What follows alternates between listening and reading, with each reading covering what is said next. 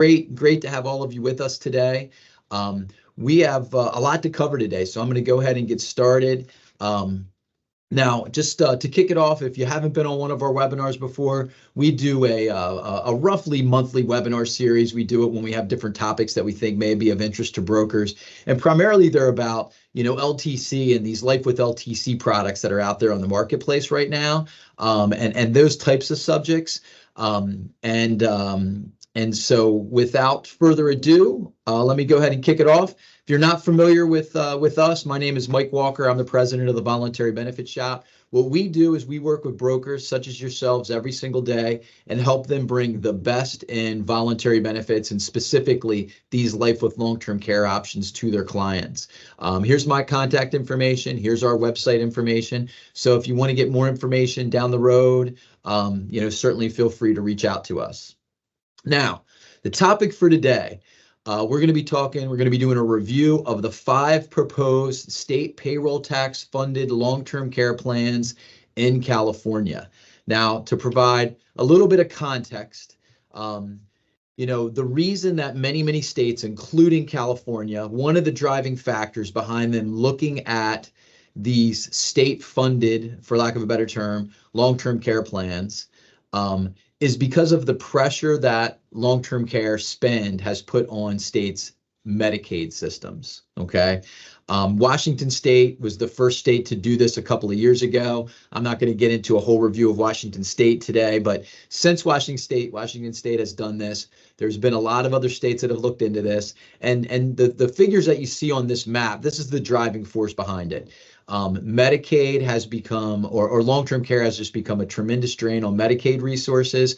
And so you can see, that many states are spending, between 20 and 40% of their spend on Medicaid is attributed to long-term care costs. And so you can see in California, you're talking 22% of the total Medicaid spend, which is about $24.1 billion, which is a very significant, obviously, amount of money here. So just to understand, that's kind of the driving force behind why states are looking at these state-run long-term care plans. Now, with that, let's talk a little bit just about kind of the status of things in California before we look at the 5 proposed plans. So California has been the state that, many of you know this, has been the most pragmatic about this situation. They started a task force back in 2019 to look at the possibility of creating state-run plans. They brought in a consultant, Oliver Wyman, to really help with that process. And they have done both a feasibility study and an actuarial study of these 5 proposed plans that they've put out there. And at this time, you can see highlighted in green here, it appears that the task force is considering recommending several plan designs that would include opt-outs for individuals who own private coverage. So any of you that are familiar with what happened in Washington, they provided an opt-out for people that had an individual long-term care plan in place or a life with long-term care plan in place. Certain versions of that enabled people to be able to opt out of the payroll tax. And so California, and the end result was a rush of companies that wanted to bring LTC or life with LTC to their employees, and then a rush of employees that wanted to be able to opt out of those programs and therefore participate in these, LTC or life with LTC plans. And so California, it looks like, is maybe leaning towards doing that same thing. There's no guarantee on exactly what will happen, if and when legislation passes, but it does look like, that's certainly a possibility for those opt-outs to be included. Now, in terms of where they stand in California, they had a presentation of the final actuarial report delivered in December of 2023, and then the final actuarial study was submitted to the governor, insurance commissioner, and legislator on 1/1 of 2024. Now, there wasn't any bills for legislations presented by the due date of February 15th in California. There are some ways they could get around that and potentially introduce some legislation that could get to a vote. My guess is that really probably nothing gets to a vote or gets presented this year. It's an election year. There's a bunch of other things going on. It's probably more of a maybe 2025 topic. at this point in time in California. And who knows, it may not happen in 2025, but it's probably something that is coming down the pike in the next few years. So it's certainly good to be aware of it, be familiarized with the options, and help your clients kind of get ahead of it as well. So we're going to spend some time today looking at slides that highlight kind of the 5 proposed plans and the differences behind those 5 proposed plans. So here on the screen right here, you'll see basically a breakdown of the program benefits, very, very high level overview of the type of program benefits that are part of these 5 proposed plans. So you can see on the top column that these range from being similar in terms of benefit amount to what they had in the state of Washington to being much, much more robust. Designs 1 and 3 on here are, very minimal benefits, very minimal plans. Design 3 is fairly similar to what they did in the state of Washington. Design 1 is a similar total benefit amount, but Design 1 does not include any in-facility benefits. It's purely just supportive long-term care benefits. And we'll talk a little bit more about what that means, as we go, but very, very minimal in terms of benefit there. Where again, you have Design 4 and Design 5 are much more robust plans. Okay, some of the things that that are interesting on some of these plan designs is you see on Designs 2, 4, and 5 that they offer reimbursement benefits or a 50% cash alternative, right? And so in those scenarios, those cash alternatives could be used to help support in-home care and an informal caregiver that's providing care and things of that nature. That's what the cash alternative. It's one of the things the cash alternative could be utilized for. Whereas you see Designs 1 and 3 are reimbursement benefits, only, right? So really only meant to like offset the actual costs. So that's interesting. And then the other thing that I think is interesting is you see on Designs 4 and 5 that it's a shared benefit pool. So spouses and or domestic partners could also utilize the benefits as well, because again, it's a shared benefit pool. So a lot of different, nuances here to these type of plans. So again, 1 and 3, relatively minimal. 4 and 5, more robust. And Design 2 is really, we'll talk a little bit more about this, but it's really geared towards the older population, the over 65 population is really who it's geared to. And so we'll talk a little bit more about that, as we go. Okay, so now let's talk a little bit more about, covered services on these plans. And so, from a covered services perspective, I want to make sure that kind of everybody understands some of the terminology we're using here. And so on Design 2, you'll see that it covers, home care and what it says, RCF, that's residential care facility benefits. And then on Design 3, 4, and 5, you see LTSS, that's long-term support and services. Okay, so many of you probably know that, but just to make sure we're kind of all speaking the same language.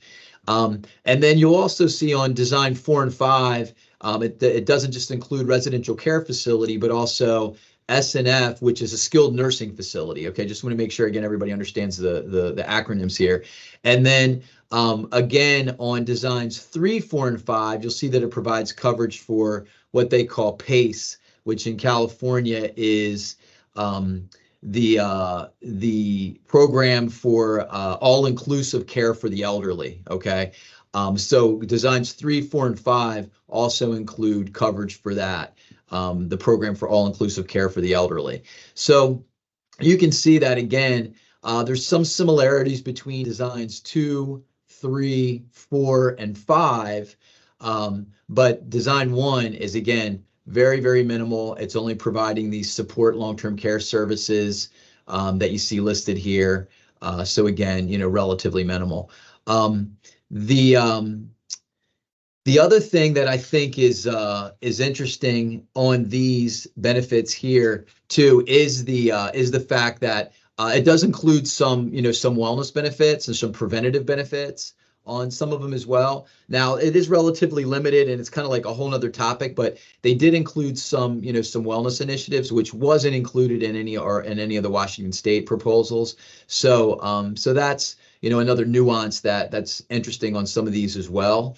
But again, multiple different options here. And again, with 4 and 5 being the most robust, including both, in-home services, residential care, and skilled nursing care as well. Okay, so let's talk a little bit about eligibility here. So a couple of things on eligibility that are interesting on these. So again, Design 2 is really just geared towards the 65 plus population, okay? And so that's an outlier here. Whereas all the other designs 1, 3, 4, and 5, all are designed to cover people 18 plus. So Design 2 is, again, really just for the older population. All of them have the same qualification for criteria, which is probably criteria that you're all familiar with, 2 of 6 LDLs or severe cognitive impairment. And there are some differences on vesting. So Designs 1, 2, and 5 have a 5-year vesting period, whereas Designs 3 and 4 have a 10-year vesting period. Now, all of them do provide prorating of benefits, which essentially, if you really dig into the nuances of it, provides people with essentially 50% of the benefit after a certain amount of time. I think it's 2 years on the 5-year option and 5 years on the 10-year option where they can get 50% of benefits. So there are some, prorating of benefits there. But to receive full benefits, you have to get through the vesting period as well. The other thing that's interesting about the California options is that they did address portability.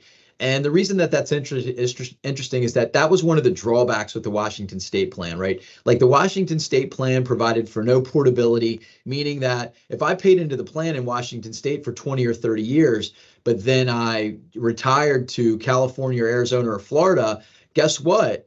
Even though I paid into the plan for 20 or 30 years, I can't use the benefit because I no longer live in the state of Washington. Well, in California, they addressed that on these plans by, you can see most of them have, either, it looks like, 1, 4, and 5 have full, portability domestically. Option 5 has a proposal for full domestic and international portability. Okay. And then options 2 and 3 have partial portability. Okay. As well. So they did address portability here, which again was one of the big drawbacks of the Washington State plan. And so that's a positive to this as well. Now, you also see on the bottom here, when you look at Designs 2 through 5, it talks about, a grade up in benefits over the first, 20 years for intergenerational equity. And essentially that's addressing the fact that the older population, when they start this, will have paid much less into it than the younger population will ultimately end up paying. And so what they're proposing there is essentially to have a grade up in benefits over the first 20 years. So essentially benefits will be lower to utilizers in the beginning years than they will be after the 20-year grade up, essentially. And so that's a possibility that they create this grade up and where benefits are lower for people that have to utilize it in the first 5-10 years of the program. So again, a lot of different options here. Okay, so next let's talk a little bit about how they're going to finance this, or how they're proposing to finance this. So number one, all proposed plans talk about a progressive payroll tax. Okay, the more money you make, the higher the payroll tax will be.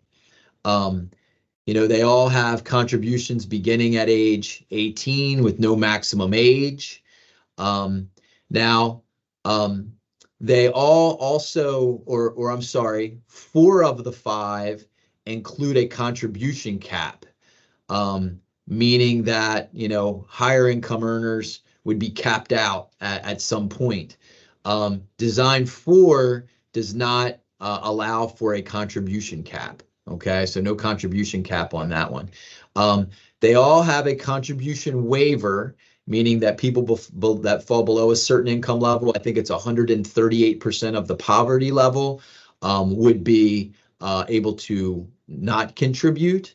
And you'll see that in design too, lower income individuals do not contribute, but do also not vest, or also able to not participate in the program.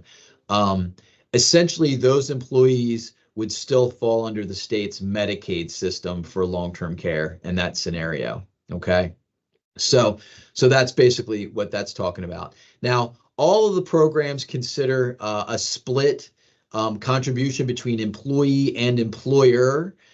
So that's another difference between what California is proposing and what Washington State ultimately did. In Washington State, it was a tax on employees only.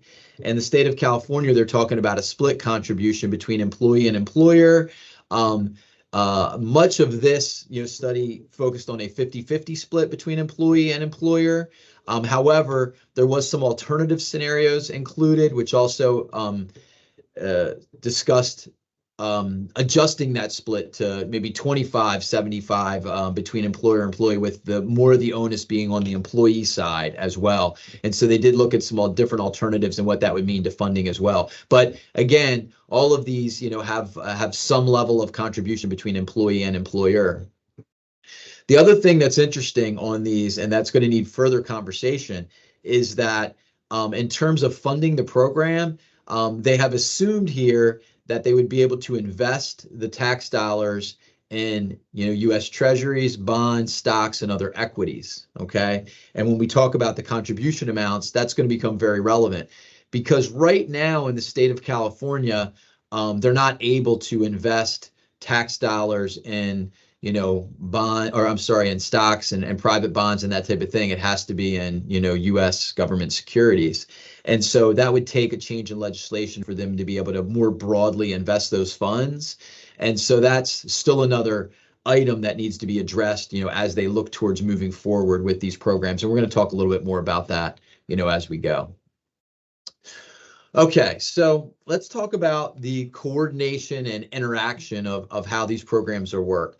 So the first thing I want to point out is that options 2 through 5 do have a proposed opt-out for individuals that have private insurance before the program effective date. Okay, so that was similar to what happened in Washington State, right? In Washington State, people were able to opt out if they had an individual product in place, and so the options 2 through 5, that's part of what they've looked at here.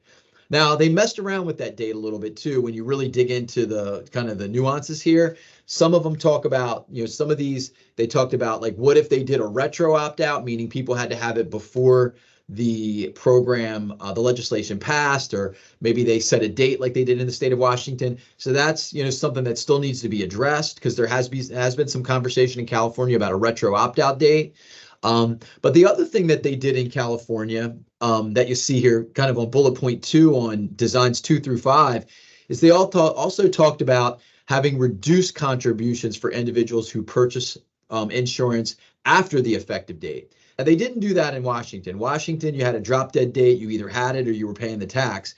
California, they're talking about, people that maybe move into the state or people that reach the workforce later, being able to opt out if they get coverage, down the road, or even people that maybe didn't have coverage initially, being able to not necessarily opt out, but pay a lower tax if they get private coverage as well. And if you think about it from a state's perspective, they want to incentivize that private coverage. And that's because people that get the private coverage are less likely to end up on Medicaid or Medi-Cal in California in the end, right? So they do want to incentivize people to get that private coverage as well. And so that's part of why they're talking about this.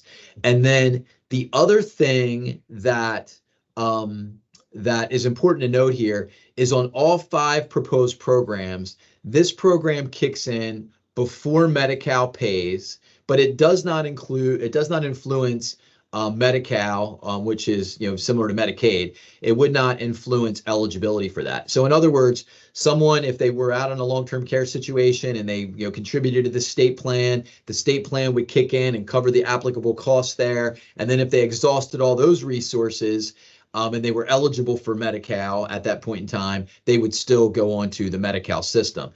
So it's not totally going to, end, long-term care costs hitting Medi-Cal by any means. Okay, so there still could be some overlap there, so to speak.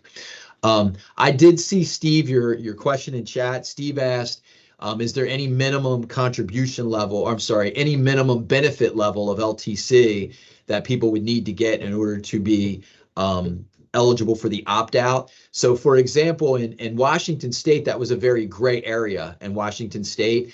And our stance was that they needed to take an amount that was equivalent to the state amount, which was $36,500 there, right?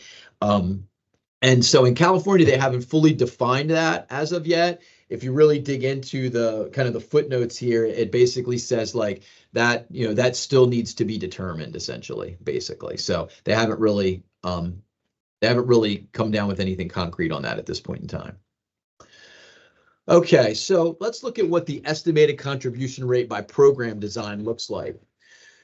So you can see it goes from being, 0.6%, okay, to 3%, depending upon which program that they implement. Okay, now, the state of Washington was 0.56%. So option one is very similar to the tax rate that they had in state of Washington. Now, you'll see as we go on that there's some things that may drive this up higher than this. And my guess is it probably would be a little higher than this in the end. But you can see that, there's quite a bit of variance on what this could look like. And this is the total tax between employee and employer contribution. Okay, so this is what the contribution rates would look like under select alternative scenarios. And so again, the top rate is the baseline scenario. That's what we just looked at. Now, remember that I said that right now you're only able to invest those state tax dollars from a state perspective in U.S. Treasuries only. So unless something changes and they're able to more broadly invest that and get a overall expected higher rate of return, the contribution rate is going to have to go up to properly fund the program. And so you can see what that looks like. It goes from 0.79 to 3.94, almost 4%. Also, if they, adjust that, tax rate between employer and employee contribution, those amounts go up, a little bit higher as well. And that's because, that they know that there's some ability for employees to be able to more easily kind of navigate that and reduce their contribution in different ways, especially on the self-employed side, right? And so that's why there's some variance there. And then also, if they want to establish a reserve at the end of a 75-year projection period, it would also mean that they would have to adjust the tax rates up as well. So, a couple of these things could happen, or none of these things could happen, who knows? But certainly there's some things that could happen that would adjust that could make them have to adjust that projected tax rate as well. So again, it could very well be higher than those baseline scenarios. Now, remember that the whole premise behind this is that it's going to help take the pressure off of Medicaid, or in California, what they call Medi-Cal. And so you can see what the present value financial impact of this would be over time. These are numbers in billions over that time period. And so you can see that that it does have an impact. But option two really has, no impact, because it's not really reducing people ending up on, Medi-Cal, because it's only really those in-home services and no in-facility services. So it doesn't really have any meaningful impact on the Medi-Cal costs either. So again, it does achieve that end to some extent, but whether or not depending on which ones of these they ultimately implement, really determines, what kind of impact it actually has on, Medi-Cal in the end. Okay. Now, the other thing that I thought was interesting was that they asked the task force to give their preference for which plan would be implemented. And I think what's really interesting here is that the preferred design first choice was number 2, which again, remember, is the one that doesn't really impact, Medicaid or Medi-Cal much from a financial perspective, and also is only providing coverage for older adults. And maybe that's the point, I guess, for the older adults. But again, it's not really having a meaningful impact on Medi-Cal. Now, the second choice was option 4, which is one of the more robust choices. So we'll see how it shakes out. And then the most frequent second preferred choice was option 3, which is kind of a lower range, more comprehensive, benefit structure as well. So still, all the preferred options were really probably greater options than what they have in the state of Washington now, at least the top 2 that they chose essentially. Okay, so we're coming right up on time now. I did want to end on time before we pause for questions. Just wanted to give you some of the alternative scenarios that they also looked at. So they looked at, several different alternative scenarios, and this is like a whole different webinar, right? That if we really wanted to look into what those different scenarios meant from a financial impact.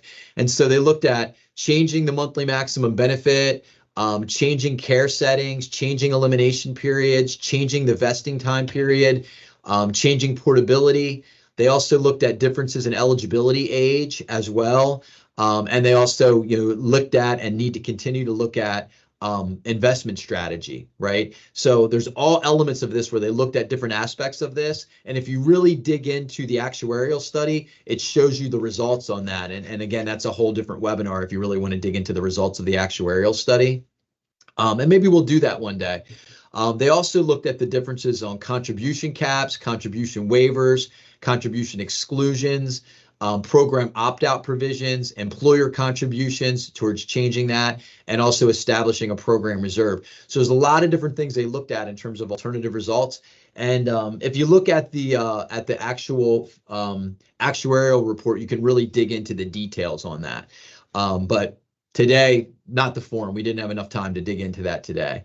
But I did want you to know that there is a lot of other things that they looked at here.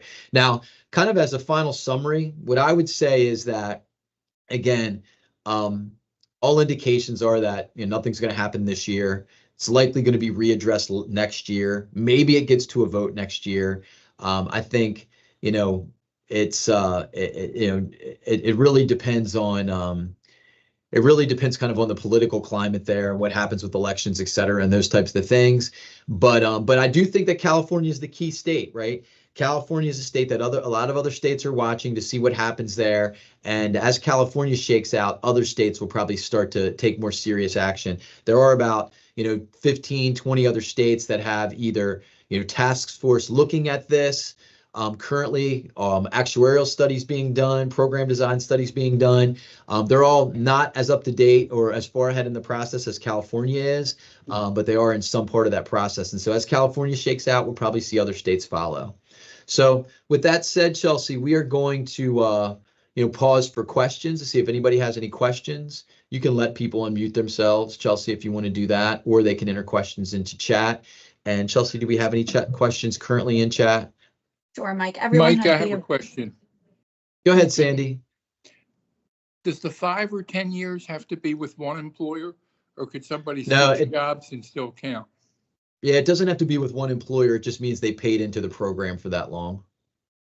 But what happens if a company opted out, and so you wouldn't have the 5 or 10 years in the state program? You might have some years, and then you'd have an employer who would opt it out, and you're not going to get your years. So number one, remember that the company doesn't opt out. Employees have the ability to be exempt potentially exempt if they have a individual product in place, right? So it's not a company to company decision. It may be a company decision whether or not they offer it to employees for employees to have the ability to opt out, but it would be an individual employee that would opt out. Now, there could be a scenario where an employee has paid into the program for 5 or 10 years and then has met the vesting requirement, but also has private insurance. In that scenario, private insurance would pay first. They would be the first payer, and then this state-run program would be the second payer, would pay like after private insurance had been exhausted. Okay, thanks. You're welcome. Any other questions? That was the only other question in the chat. Steve would also like to know if we will be providing the slides after today's presentation.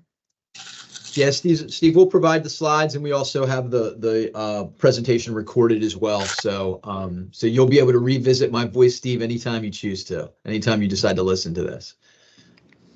At 3 o'clock tomorrow morning, I'll be listening to your dulcet tones. While you're on the treadmill? That's it. Thanks. Very, very instructive, Mike. Thank you, bud. Appreciate you, bud. Appreciate it. Thank you. Any other questions? That was it in the chat. Guys, I'll pause just to see if anybody has any further questions. In the meantime, again, if you're looking for options for your employer clients for Life with Long-Term Care, we're a great resource for that. We have the best industry underwriting offers. All I need is a census, date of birth, date of hire, zip code, gender, job title, and I can do the due diligence, or my team can do the due diligence for you. And then here is my contact information. So if you have any other questions or concerns, or if you want to talk about a specific client, feel free to reach out and we can help you. Thank you, everyone.